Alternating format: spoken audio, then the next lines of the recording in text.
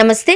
తమిళనాడులోని నామక్కల్ జిల్లా కేంద్రంలో నామక్కల్ కొండ దిగువన ఎన్నో ప్రత్యేకతలు కలిగిన ఆంజనేయ స్వామి ఆలయం వెలసి ఉంది. ఇక్కడ హనుమంతుడు నిలువెత్తు రూపంలో భక్తులకు దర్శనమిస్తున్నాడు. దాదాపు 20 అడుగుల ఎత్తు కలిగిన ఈ విగ్రహం ఆలయ ప్రధాన ఆకర్షణగా నిలుస్తోంది. ఇక్కడ హనుమంతుడు రోజురోజుకు పెరుగుతూ ఉండడం విశేషం. రామభక్త హనుమాన్ ఎందరికో ఆరాధ్య దైవం. ఒక్క హనుమంతుడిని పూజిస్తే సీతారామ లక్ష్మణులు, పరమశివుడు, శనీశ్వరుడి అనుగ్రహం లభిస్తుంది అనే విశ్వాసం భక్తుల్లో ఉంది. అందుకే ఆంజనేయ స్వామి ఆలయం లేని ఊరు ఉండదు. దేశంలో అనేక ప్రసిద్ధ హనుమాన్ ఆలయాలు ఉన్నప్పటికీ ప్రత్యేకమైన విశిష్టత కలిగిన క్షేత్రంగా తమిళనాడు నామక్కల్ హనుమాన్ ఆలయం నిలుస్తుంది. తమిళనాడులోని నామక్కల్ జిల్లా కేంద్రంలో నామక్కల్ కొండ దిగువన ఈ ఆంజనేయ స్వామి ఆలయం వెలసి ఉంది.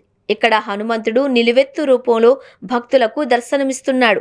దాదాపు 20 అడుగుల ఎత్తు కలిగిన ఈ విగ్రహం ఆలయ ప్రధాన ఆకర్షణగా నిలుస్తోంది. హిరణ్యకశ్యపుని సంహారం అనంతరం నరసింహస్వామి ఈ ప్రాంతంలో హనుమంతునికి దర్శనమిచ్చినట్లు స్థల పురాణం చెబుతోంది. అందుకే ఇక్కడ ఆంజనేయ స్వామికి ఎదురుగా లక్ష్మీ నరసింహస్వామి విగ్రహం దర్శనమిస్తుంది.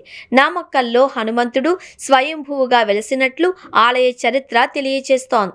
నామక్కల్ హనుమాన్ ఆలయానికి పైకప్పు లేకపోవడం ఒక విశేషం. గతంలో పైకప్పు నిర్మించడానికి చేసిన ప్రయత్నాలు విఫలమయ్యాయి అని చెబుతారు. అంతేకాదు ఇక్కడి హనుమాన్ విగ్రహం రోజురోజుకి పెరుగుతున్నట్లు ఆలయ అర్చకులు, భక్తులు విశ్వసిస్తారు. అందువల్ల ఆలయానికి పైకప్పు వేయడం సాధ్యం కాదు అనే నమ్మకం ఉంది. ఎదురుగా ఉన్న లక్ష్మీ నరసింహస్వామి ఆలయానికి కూడా పైకప్పు లేకపోవడం మరో విశేషం. సుమారు 1500 ఏళ్ల చరిత్ర కలిగిన ఈ దేవాలయం నామక్కల్ కోట దిగువ భాగంలో ఉంది. నరసింహస్వామి ఆలయానికి సుమారు 100 మీటర్ల దూరంలో హనుమాన్ ఆలయం ఉంటుంది. ఇక్కడ ఆంజనేయుడు చేతులు జోడించి లక్ష్మీ నృసింహస్వామి వైపు నమస్కరిస్తున్న భంగిమలో దర్శనమిస్తాడు. ఈ రూపమే నామక్కల్ హనుమాన్కు ప్రత్యేక గుర్తింపునిచ్చింది. 16వ శతాబ్దంలో రామచంద్ర నాయకర్ నిర్మించిన నామగిరి కోటకు ఇరువైపులా నరసింహస్వామి, రంగనాథస్వామి ఆలయాలు ఉన్నాయి. కొండరాయితో చెక్కబడిన ఈ విగ్రహాలు నేటికి చెక్కు చెదరకుండా దర్శనమిస్తున్నాయి. కొండలలో ఉన్న 8 కొలనుల్లో అన్ని కాలాలలోనూ తామర పువ్వులు వికసిస్తూ ఉండడం మరో విశేషం.